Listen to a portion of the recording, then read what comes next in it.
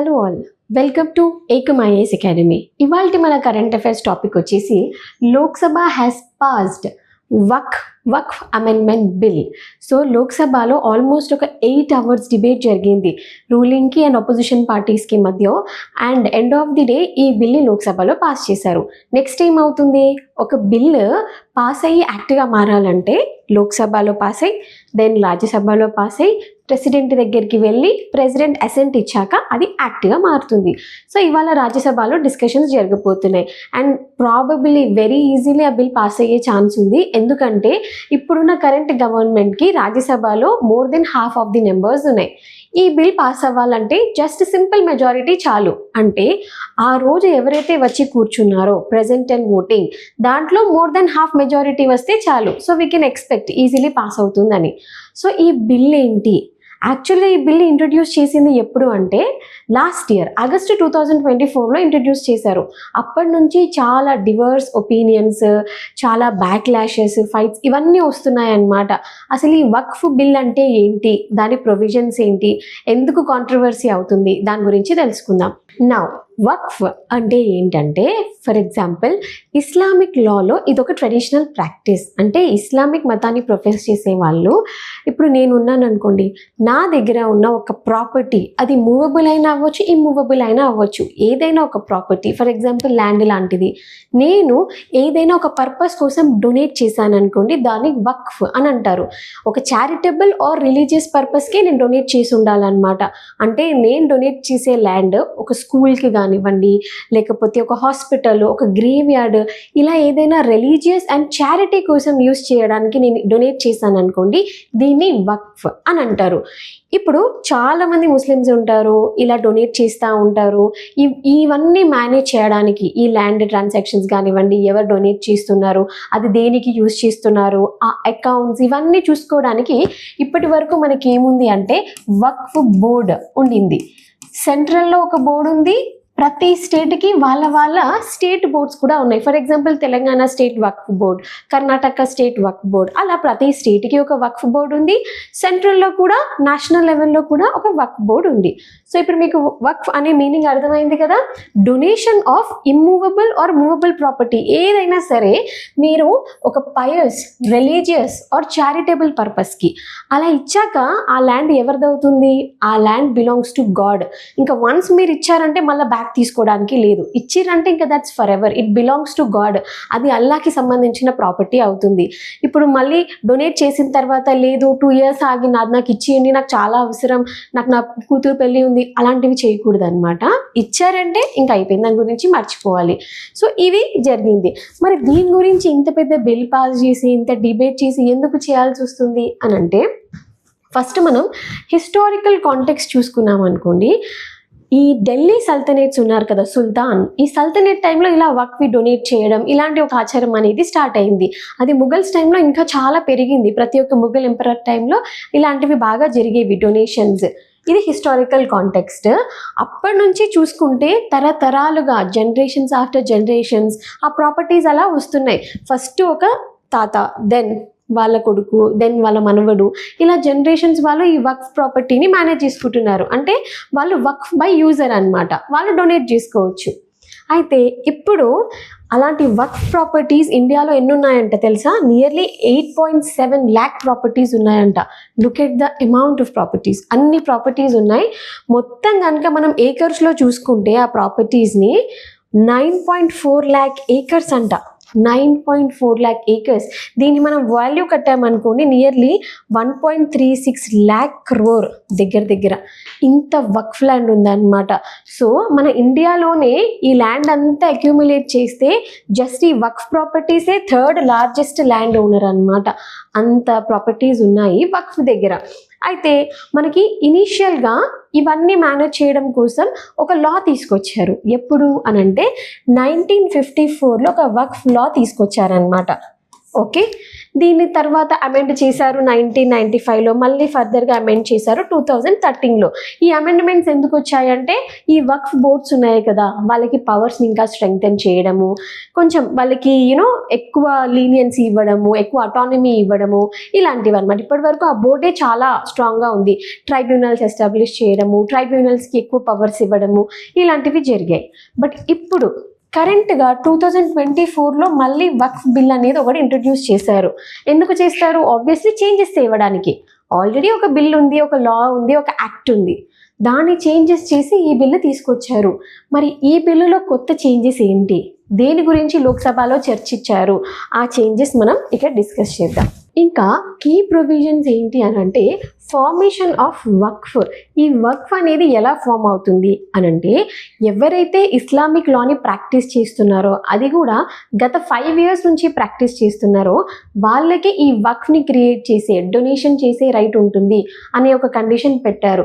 At the same time వాళ్ళు ఆ property owners అయి ఉండాలంట. ఓనర్ అయితేనే వాళ్ళు డొనేట్ చేయాలి, వేరే వాళ్ళు చేయడానికి లేదు. ఇలాంటిది స్ట్రిక్ట్ చేశారు కండిషన్. రెండోది removes the provision of Waqf by user.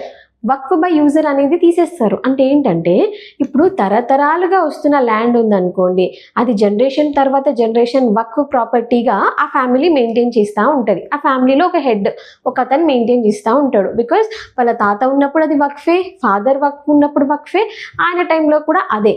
But ఇప్పుడు అతను వక్ఫ్ కంటిన్యూ అవ్వాలి, వక్ఫ్ బై యూజర్గా కంటిన్యూ అవ్వాలంటే అతని దగ్గర ప్రాపర్ డాక్యుమెంటేషన్ ఉండాలి. డాక్యుమెంట్స్ లేవనుకోండి ప్రాపర్గా, గవర్నమెంట్ ఆ ల్యాండ్ని తీసేసుకోవచ్చు. అది ఒక ప్రొవిజన్. సో ఇప్పుడు ఒకప్పుడు 100 ఏళ్ల నుంచి వస్తున్న ఆస్తి ఉందనుకోండి, ల్యాండ్ ఉందనుకోండి, ఈ వక్ఫ్ ప్రాపర్టీస్ కోసం మెయింటైన్ చేసేది, ఇప్పుడు దానికి ప్రాపర్ డాక్యుమెంట్స్ లేకపోతే, అతను ప్రూవ్ చేయలేకపోతే గవర్నమెంట్ తీసేసుకుంటుంది. అది. నెక్స్ట్, ఇట్ ఎన్ష్యూర్స్ వక్ఫ్ అలాల్ ఔలాద్. అంటే ఏంటంటే ఇన్హెరిటెన్స్ రైట్స్ని కూడా స్ట్రాంగ్ చేస్తుంది ఈ బిల్. అంటే ఏంటంటే ఇప్పుడు ఒక అతనికి కొడుకు పుట్టలేదు, అతనికి మేల్ హెయిర్ అనేవారు లేరు. ఇప్పుడు అతను తన దగ్గర ఉన్న ల్యాండ్ని వక్ఫ్ లాగా ఇచ్చేస్తాను అనడానికి లేదు ఇప్పుడు. ఎందుకంటే ఇచ్చేసే రైట్ ఆయనకు ఉంది. బట్ ఆయన ఇంట్లో ఆడపిల్లలు ఉన్నారనుకోండి, కూతురు కానివ్వండి, లేకపోతే విడో, ఇలా ఉంటే వాళ్ళకు కూడా ఇన్హెరిటెన్స్ రైట్స్ ఉంటాయి కదా. హిందూ లాలో కొడుకుకి ఎంత ఆస్తి వస్తుందో కూతురు కూడా అంతే ఆస్తి వస్తుంది. ఇప్పుడు ఇదే ఇక్కడ కూడా అప్లై చేశారు. ఇస్లామిక్లో ఈ వక్ఫ్ డొనేషన్ చేసే ముందు ఒకవేళ కూతురు కనుక ఆస్తిని క్లెయిమ్ చేస్తుంది అనుకోండి, కూతురికే ఇవ్వాలి ఫస్ట్. తనకి ఇచ్చాకే డొనేషన్ చేయాలి. తనకు ఆ రైట్ ఉన్నా కూడా తనకి ఇవ్వకుండా, లేదు నేను నా కొడుకుకే ఇద్దామనుకున్నాను, ఇప్పుడు కొడుకు లేడు కాబట్టి డొనేషన్ చేసిస్తాను, అలా లేదు. ఓకే, అది ఒక ప్రాపర్టీ. నెక్స్ట్ ప్రావిజన్ వచ్చేసి సర్వే అండ్ ఓనర్షిప్. ఇప్పుడు వక్ఫ్ ల్యాండ్స్ ఉన్నాయనుకోండి, ఇప్పుడు అంతకుముందు ఏం ప్రాబ్లమ్ జరుగుతున్నాయి, మేనేజ్మెంట్ సరిగ్గా లేదు, మెయింటెనెన్స్ లేదు, ఎన్క్రోచ్మెంట్ జరుగుతుంది, వేరే వాళ్ళు వచ్చి వక్ఫ్ ప్రాపర్టీని ఆక్రమించుకుంటున్నారు. సో ఈ రీజన్స్ మీద ఇది తెచ్చాము అని చెప్తున్నారు కదా. ఒకప్పుడు ఈ డిస్ప్యూట్స్ చూడడానికి, ల్యాండ్ సర్వేయింగ్ కానివ్వండి, డిస్ప్యూట్ సాల్వ్ చేయడానికి ఒక పర్సన్ ఉండేవాడు, సర్వే కమిషనర్ అని చెప్పేసి. ఇప్పుడు ఆ ప్లేస్లో సర్వే కమిషనర్ కాకుండా డిస్ట్రిక్ట్ కలెక్టర్కి పవర్ ఇస్తున్నారు. ఒక డిస్ట్రిక్ట్ కలెక్టర్ డిసైడ్ చేస్తాడనమాట డిస్ప్యూట్స్. ఆ ల్యాండ్ నిజంగా వక్ఫ్ ప్రాపర్టీ అయినా కాదా, ఎన్క్రోచ్మెంట్ కరెక్టేనా కాదా, ఈ డిస్ప్యూట్ సాల్వ్ చేసేది ఈ డిస్ట్రిక్ట్ కలెక్టర్స్ ఈ ప్రొవిజన్స్ ప్రకారం. ఇంకా ఇప్పటిదైతే ఏవైతే గవర్నమెంట్ ప్రాపర్టీస్ ఉన్నాయో, గవర్నమెంట్ ప్రాపర్టీస్ ఏదైతే వక్ఫ్గా పిలబడ్డాయో అవి ఇప్పటి నుంచి ఓనర్షిప్ ఆ వక్ఫ్కి ఉండదన్నమాట, గవర్నమెంట్ తీసేసుకోవచ్చు. ఈ ఓనర్షిప్ని డిసైడ్ చేసేది ఎవరు, అది కూడా డిస్ట్రిక్ట్ కలెక్టరే. అర్థమవుతుంది కదా. ఇప్పటి వరకు గవర్నమెంట్ ప్రాపర్టీస్ వక్ఫ్గా పిలబడుతున్నాయి కదా, వాటి ఓనర్షిప్ డిసైడ్ చేసేది collector, proper survey and decisions తర్వాత. నెక్స్ట్ వచ్చేసి కంపోజిషన్ ఆఫ్ వక్ఫ్ బాడీస్. ఇప్పటిదాకా ఏంటంటే మనకి సెంట్రల్లో ఒక వక్ఫ్ కౌన్సిల్ ఉంది, ప్రతి స్టేట్కి ఒక వక్ఫ్ బోర్డు ఉంది కదా. ఈ బాడీస్లో ముస్లిం వాళ్ళు ఎక్కువ ఉండేవారు, ఎవరైతే ఇస్లామిక్ లా ప్రాక్టీస్ చేస్తున్నారో. ఇప్పుడు ఈ బిల్ ప్రకారంగా ఈ సెంట్రల్ వక్ఫ్ కౌన్సిల్లో కానివ్వండి, స్టేట్ వక్ఫ్ బోర్డులో కానివ్వండి, నాన్ ముస్లిం మెంబర్స్ కూడా ఉంటారు అని చెప్పేసి. నాన్ ముస్లిం మెంబర్స్. అరే ఇలా ఎందుకు ఉంటారు అని మీకు డౌట్ రావచ్చు. గవర్నమెంట్ ఏం చెప్తుందంటే వాళ్ళకి సరిగా మెయింటెనెన్స్ కరెక్ట్గా అవ్వట్లేదు, ఎందుకంటే అక్కడ lack of expertise, lack of training personal ఉన్నారు. అదే మనం బయట వాళ్ళని పిలిచామనుకోండి, నాన్ ముస్లిమ్స్ని పిలిస్తే వాళ్ళు ఎక్స్పర్టీస్ ఉంటుంది, ఎక్స్పర్టీస్తో మంచిగా మెయింటైన్ చేయొచ్చు, ట్రాన్స్పరెన్సీ తీసుకురావచ్చు, అడ్మినిస్ట్రేటివ్ ఎఫిషియన్సీ తేవచ్చు, ఇంకా బెటర్ అవుతుంది అనేసి గవర్నమెంట్ చెప్తున్నారనమాట. సో నాన్ ముస్లిం, even CEO chief executive officer వరకు కూడా నాన్ ముస్లిం ఉండొచ్చు అట. ఇది ముస్లిమ్స్ బాగా వ్యతిరేకిస్తున్నారు, ఎందుకంటే ఇది మా రిలీజియన్కి సంబంధించిన విషయం. సో ఈ రిలీజియస్ విషయంలో రిలీజియన్కి సంబంధించిన మెంబర్స్ ఉండాలి, కానీ ఆ రిలీజియన్కి సంబంధించిన నాన్ ముస్లిం వాళ్ళు, నాన్ రిలీజియస్ పర్సన్ని మీరు ఎట్లా తీసుకొస్తారు అనేది ఆపోజిషన్ వాళ్ళు, ముస్లిం కమ్యూనిటీ చేస్తున్న వాదన. నెక్స్ట్ పాయింట్ వచ్చేసి it mandates the representation of women. అంటే ఈ వక్ఫ్ బోర్డ్స్లో విమెన్ మెంబర్స్ కూడా ఉండాలి అని చెప్పేసి గవర్నమెంట్ వాదన. ఎందుకు అంటే గవర్నమెంట్ ఏం చెప్తుంది, మేము జెండర్ ఈక్వాలిటీని తీసుకొద్దామని, విమెన్ రిప్రజెంటేషన్ని పెంచుదామని, ఈక్వాలిటీ కోసం ఇది చెప్పాము అని. బట్ దీనికి అగైన్ ముస్లిం కమ్యూనిటీ వ్యతిరేకిస్తున్నారు, ఎందుకంటే విమెన్ యొక్క రోల్ ఏంటి, వాళ్ళు ఇందులో ఉండాలా లేదా అనేది షరియా, మాకంటూ ఒక లా ఉంది ఇస్లామిక్లో, మీరెవరు డిసైడ్ చేయడానికి ముస్లిం విమెన్ ఉండాలి వద్దు అనేది. అందుకని అపోజిషన్ అండ్ రిలీజియన్ వాళ్ళు దీన్ని అపోజ్ చేస్తున్నారు. వేరేస్ గవర్నమెంట్ ఏమంటుంది, జెండర్ ఈక్వాలిటీ. ఇఫ్ మీరు చూసారనుకోండి, మనకి ఫండమెంటల్ రైట్స్ అని ఉంది, అది బేసిక్ ఫండమెంటల్ రైట్స్. అందులో ఆర్టికల్ 26 మీకు గుర్తుంటే ఏం చెప్తుంది, ప్రతి మైనారిటీ కమ్యూనిటీస్కి వాళ్ళ ఎడ్యుకేషనల్ ఇన్స్టిట్యూషన్స్ వాళ్ళ చారిటబుల్ ఇన్స్టిట్యూషన్స్, రిలీజియస్ ఇన్స్టిట్యూషన్స్ ఇవన్నీ మెయింటైన్ చేసుకునే రైట్స్ ఉంటాయి అని మనం ఫండమెంటల్ రైట్స్లో ఆర్టికల్ 25 to 28 రిలీజియన్ గురించి మాట్లాడేటప్పుడు మాట్లాడతాం కదా. సో ఆ 26 ప్రకారం ఈ చారిటబుల్ ఆర్ రిలీజియస్ ఇన్స్టిట్యూషన్స్ని ఎలా నడిపించుకోవాలి ఆ రైట్ వాళ్ళకే ఉంటుందన్నమాట. సో అప్పుడు వాళ్ళు అడుగుతున్నారు, మాకు ఆల్రెడీ రాజ్యాంగంలో ఫండమెంటల్ రైట్ ఉంది, మీరెందుకు వచ్చి ఎన్క్రోచ్ చేస్తున్నారు, మీరెందుకు వచ్చి మా ప్రాక్టీస్లో ఇలా డిసైడ్ చేస్తున్నారు అనేసి ముస్లిం కమ్యూనిటీ ఒపీనియన్స్ చెప్తున్నారనమాట. నెక్స్ట్ వచ్చేసి జ్యుడిషియల్ ఓవర్సైట్. అంటే ఇప్పటిదాకా జరిగిన వక్ఫ్ డిస్ప్యూట్స్, ఆ ల్యాండ్ డిస్ప్యూట్స్ ఇవన్నిటిని ఫైనల్గా ట్రైబ్యునల్ కూడా ఉంటాయి. ఒకవేళ జనాలు ఎవరైనా అగ్రీవ్డ్ ఉన్నారనుకోండి, మనం రెగ్యులర్ కోర్ట్స్కి ఎట్లా వెళ్తాము, అట్లా ఈ డిస్ప్యూట్స్ కోసం వక్ఫ్ ట్రైబ్యునల్ అని ఒకటి ఉండేది. ఇప్పటిదాకా ఆ ట్రైబ్యునల్ ఈ డిస్ప్యూట్స్ని సాల్వ్ చేసింది, అందరు ఇక్కడికి వెళ్ళేవారు. అయితే అంతకు ముందున్న ప్రొవిజన్ ఏంటంటే, ఈ ట్రైబ్యునల్ ఏదైతే జడ్జిమెంట్ ఇస్తుందో అది ఫైనల్. ఇప్పుడు మనకి ట్రైబ్యునల్ జడ్జిమెంట్ నచ్చకపోతే హైకోర్టుకి వెళ్దాము, మళ్ళీ సుప్రీంకోర్టుకి వెళ్దాము, అంతకుముందుకు అలా లేదు, అదే ఫైనల్ ఉంటుండే, వాళ్ళు ఏది చెప్తే అదే ఫాలో అవ్వాలి. ఇప్పుడు ఏం చేశారు ఈ కొత్త బిల్లులో అనంటే, వక్ఫ్ ట్రైబ్యునల్ యొక్క డెసిషన్ని మనము ఫైనల్గా తీసుకోలేము, ఒకవేళ మనకు ఆ డెసిషన్ నచ్చకపోతే హైకోర్టుకు కూడా వెళ్ళేటట్టు ఒక ప్రొవిజన్ ఇచ్చారనమాట. సో హైకోర్టు జ్యూరిస్ప్రుడెన్స్ వచ్చింది ఈ వక్ఫ్ బిల్లో. ఠీకే. నెక్స్ట్ వచ్చేసి ట్రాన్స్పరెన్సీ మెజర్స్. ట్రాన్స్పరెన్సీ అంటే ఏదైనా సరే ఓపెన్గా చేయగలగడం, అంటే మిస్మేనేజ్మెంట్ లేకుండా, కరప్షన్ లేకుండా, ఇన్ఎఫిషియన్సీ లేకుండా అంతా కరెక్ట్గా జరుగుతుంది అని చూపించగలగడం ట్రాన్స్పరెన్సీ అనమాట. సో ఇక్కడ ఈ బిల్లో కొత్త ప్రొవిజన్ ఏంటంటే, ఏవైతే ఈ వక్ఫ్ ల్యాండ్స్ ఉన్నాయో, రికార్డ్స్ ఉన్నాయో అవన్నిటినీ డిజిటైజ్ చేయాలి. అంటే ఒక సెంట్రల్ డేటాబేస్ ఉంటుందంట, ఆ సెంట్రల్ డేటాబేస్లో ఈ రిజిస్ట్రేషన్ డీటెయిల్స్ అవన్నీ పొందుపరచాలి అని. సో ఏవి గవర్నమెంట్ ల్యాండ్స్, ఏవి ఒకప్పటి గవర్నమెంట్ ల్యాండ్స్ వక్ఫ్గా ఉన్నాయి, ఇప్పుడు వక్ఫ్ నడుస్తున్నవి ఏంటి, ఈ డీటెయిల్స్ అన్నీ ఉండాలి. ఠీకే. ఇప్పటిదాకా అవ్వలేదు అనుకోండి డిజిటైజేషన్, ఇప్పుడు చేయాలి. దానికి టైం ఫ్రేమ్ వచ్చేసి 6 months. ఈ లా ఎనాక్ట్ అవుతుంది కదా, అయిన దగ్గర నుంచి 6 నెలల లోపు డిజిటైజేషన్ చేయాలి అనేది ఈ బిల్ ప్రావిజన్.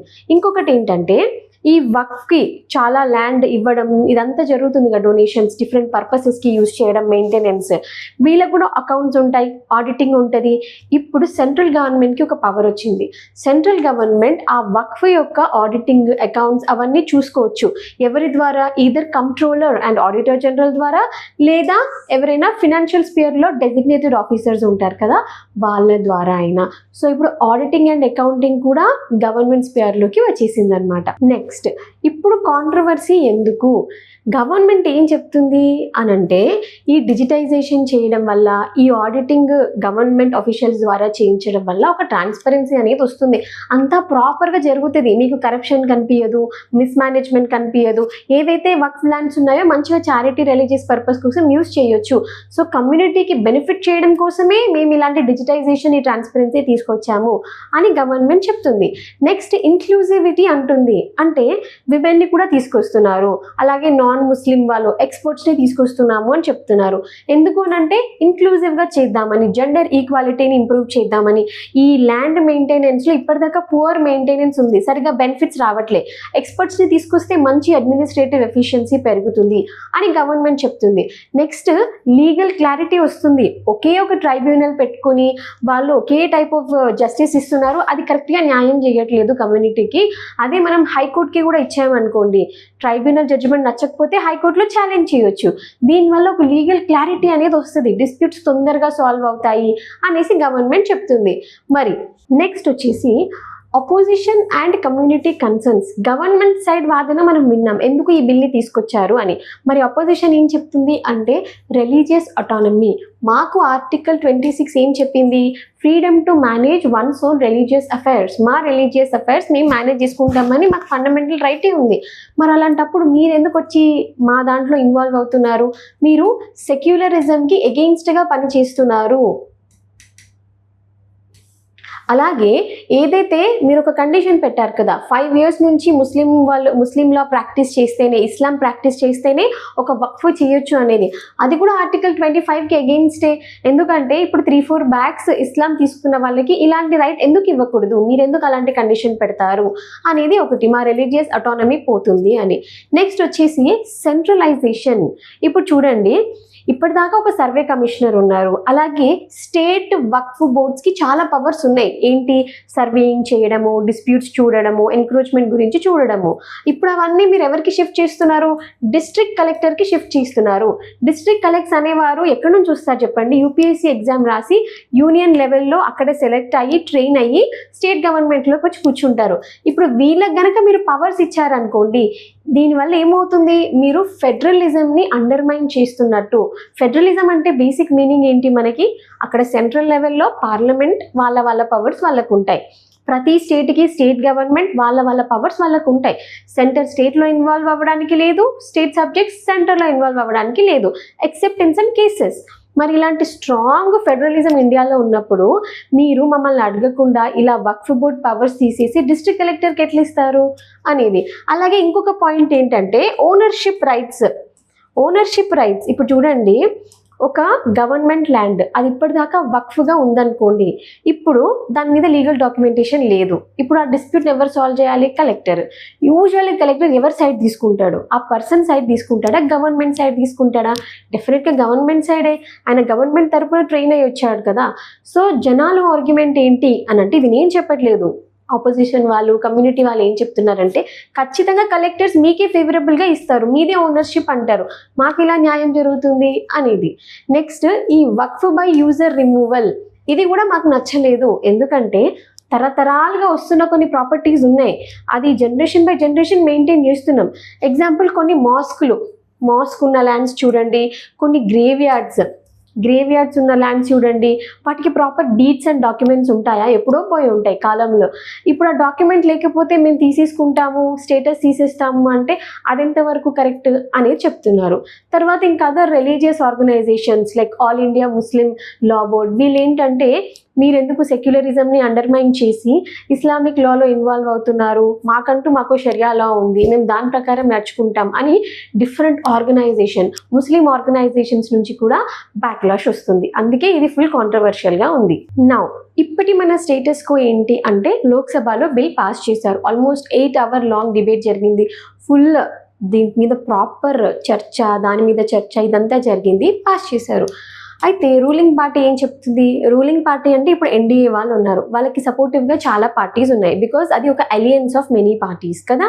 సో చాలా వరకు సపోర్ట్ చేస్తున్నారు. బట్ ఎక్సెప్ట్ బీహార్లోని జేడీయూ వాళ్ళు ఏం చెప్పారంటే, సార్ చేస్తున్నారు ఓకే, కానీ రెట్రోస్పెక్టివ్ ఎఫెక్ట్లో చేయకండి, అంటే ఇప్పటిదాకా ఎట్లా ఉందో అది అలాగే ఉండనివ్వండి, దాన్ని చేంజ్ చేయకండి, ఇక నుంచి ఫ్రెష్గా వచ్చేది మీరు ఇది ఇంప్లిమెంట్ చేయండి అనేసి. ఎందుకంటే జేడీయూ అనే వాళ్ళు ఎప్పటి నుంచో ముస్లిం కమ్యూనిటీ బెనిఫిట్ కోసం పనిచేశారు. సో ఇప్పుడు ఇది ముస్లిం కమ్యూనిటీకి ఒక ఫియర్ ఇస్తుంది, ఒక కైండ్ ఆఫ్ భయాన్ని క్రియేట్ చేస్తుంది, కాబట్టి మీరు రెట్రోస్పెక్టివ్గా చేయకండి అని అడిగారు. రెట్రోస్పెక్టివ్ అంటే ముందు నుంచి కూడా ఏదైతే మనకి వక్ఫ్ బై యూజర్ అని ఉంది కదా, అంటే ఎవరైతే తరతరాలుగా మెయింటైన్ చేస్తున్నారో ప్రాపర్టీని, డాక్యుమెంట్స్ లేకపోతే అక్విజిషన్ జరుగుతుంది అని. సో ఇప్పటి వరకు లేనివి వదిలేయండి, ఇక నుంచి కావాలండి చేయండి, అలాంటి ఒపీనియన్స్ కూడా ఇస్తున్నారు రూలింగ్ పార్టీ. అపోజిషన్ వాళ్ళు ఏం చెప్తున్నారు, ఇది ఒక ఎలక్షన్ స్టంట్, మీరు ముస్లిం కమ్యూనిటీని ఎలిమినేట్ చేసి మెజారిటేరియన్ ఓట్ కోసం ఇలాంటిది తీసుకొచ్చారు, ఇండియాకి సంబంధించిన సెక్యులర్ ఫ్యాబ్రిక్ని మీరు అండర్మైన్ చేస్తున్నారు. ఇంకా ఏఐఎంఐఎం ఇలాంటి పార్టీ వాళ్ళు కూడా చాలా అపోజ్ చేస్తున్నారు అనమాట బిల్లుని. కాకపోతే రూలింగ్ పార్టీకి చాలా మెజారిటీ నెంబర్స్ ఉన్నాయి కాబట్టి లోక్సభలో రాజ్యసభలో అది పాస్ అవుతుంది దట్ వే. సో ఈ బిల్ వల్ల వచ్చే ఇంప్లికేషన్స్లో పాజిటివ్ ఏం జరుగుతుంది అంటే, ఈ ప్రాపర్ డిజిటైజేషను, ఆడిటింగ్, అకౌంటింగ్ ఎక్స్పర్టీస్ వస్తే ఈ వక్ఫ్ మేనేజ్మెంట్ అనేది స్ట్రీమ్ లైన్ అవుతుంది, అంటే మంచి ఆర్గనైజ్డ్గా జరుగుతుంది, ప్రాపర్ మెయింటెనెన్స్ ఉంటుంది. ఈ డిస్ప్యూట్స్ ఏవైతే ఉన్నాయో ప్రతిదానికి ట్రైబ్యునల్కి వెళ్ళి లిటిగేషన్స్, బికాస్ చాలా గొడవలు ఉన్నాయి, ఎన్క్రోచ్మెంట్ గొడవలు, ఇది గవర్నమెంట్ ల్యాండ్ అని ఇది కాదు అని, ఈ లిటిగేషన్ అనేది తగ్గుతుంది. అలాగే ల్యాండ్ యొక్క బెటర్ యూజ్ అవుతుంది, అంటే ఎకనామిక్ పొటెన్షియల్ పెరుగుతుంది. ఇప్పటిదాకా ఈ గొడవలు ఉండడం వల్ల ఆ ల్యాండ్ యూస్కే రావట్లేదు, ఎట్లున్నది అట్లనే ఉంటుంది. ఇప్పుడు స్ట్రీమ్ లైన్ చేయడం వల్ల ఆ ల్యాండ్ని బెటర్గా యూజ్ చేయొచ్చు, చారిటీకో, ఎడ్యుకేషన్కో, దేనికైనా. సో ఎకానమీని అన్లాక్ చేయొచ్చు, ఇది పాజిటివ్. నెగిటివ్ ఏంటి అని అంటే, ముస్లిం కమ్యూనిటీ వాళ్ళు ఏలియనేటెడ్గా ఫీల్ అయ్యే ఛాన్స్ ఉంది. ఏంటంటే ఎప్పుడు మెజారిటేరియన్దే నడుస్తూ ఉంటుంది, ఇది యాంటై ముస్లిం లాగా ఉంది, సెక్యులరిజంని అండర్మైన్ చేస్తుంది, అదొక ఫీలింగ్ రావచ్చు. తర్వాత హిస్టారికల్ ప్రాపర్టీస్ మీద గొడవ రావచ్చు. ఇప్పటిదాకా ఏదైతే వక్ఫ్ పిలబడుతున్నాయో, హెరిటేజ్ స్ట్రక్చర్స్ ఉన్నాయో, వాటిని కూడా ఒకవేళ డాక్యుమెంట్స్ లేకపోతే గవర్నమెంట్ తీసేసుకుంది అనుకోండి, దాని మీద ఇష్యూస్ వస్తాయి, గొడవలు వస్తాయి, ఇవి జరిగే ఛాన్స్ ఉందన్నమాట. సో ఇప్పుడు ఈ వక్ఫ్ ఇష్యూ అనేది ఎట్లుందంటే ఒక టగ్ ఆఫ్ వార్ లాగా ఉంది. దీనికి అడ్మినిస్ట్రేటివ్ రిఫార్మ్కి, రిలీజియస్ అటానమీకి మధ్యలో గవర్నమెంట్ ఏం చెప్తుంది, మేము అడ్మినిస్ట్రేషన్ పరంగా రిఫార్మ్ తీసుకొద్దామని అనుకుంటున్నాము అని చెప్పి. అపోజిషన్ అండ్ ముస్లిం కమ్యూనిటీ ఏం చెప్తుంది, మీరు రిలీజియస్ అటానమీని తీసేసుకుంటున్నారు, మా ఫ్రీడమ్ని తీసేసుకుంటున్నారు అని చెప్పి. సో ఈ రెండింటికి మధ్యలో టగ్ ఆఫ్ వార్ లాగా ఉంది బిల్. సో దీని ఇంప్లికేషన్స్ ఎలా ఉంటాయి అనేది మనం ఫర్దర్గా చూస్తాం. Thank you.